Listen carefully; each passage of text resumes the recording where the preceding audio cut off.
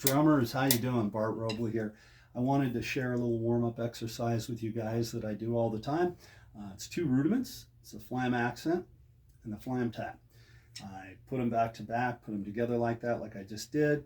I really like this warm-up exercise for quite a few different reasons. I think first of all, I'm doing two of the 40 essential rudiments, right? The flam accent and the flam tap. I also think that putting those two together is a great way to really work on our time, because you're working on two different subdivisions, an eighth note triplet and a 16th note. So if we take the flams out of the equation for a minute, we talk about just the subdivision, we have 12 notes with the eighth note triplet, and then 16 notes with the 16th notes right there in the measure. And what it does is it kind of gets us used to going back and forth between those two subdivisions with a metronomic pulse and keeping that time steady. Throw in the flam, you even got more notes, you got more stuff going on, and it's challenging. So not only does it get your hands warmed up, but it gets your brain warmed up and gets you thinking. So here it is again. I'll do a few of them here.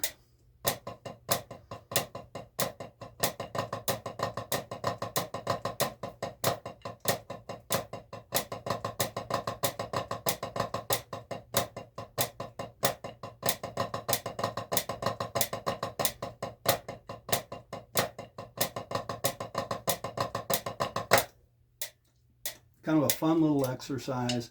Again, a good way to get the hands warmed up, get the brain warmed up before a gig or before some lessons or whatever. Also, I really think it's important to know your rudiments, know your way around the rudiments and know how to put them onto a snare drum, put them onto the drum set. A lot of times I get more advanced students that come to me that want to learn about soloing or fills or what have you.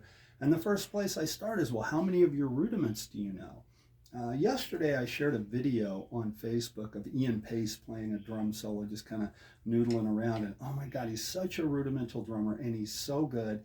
And so that kind of inspired me to make this video for you guys. So I encourage each and every one of you to work on your rudiments, study with a private teacher, and that's a great warm-up exercise. Flam accents, flam taps.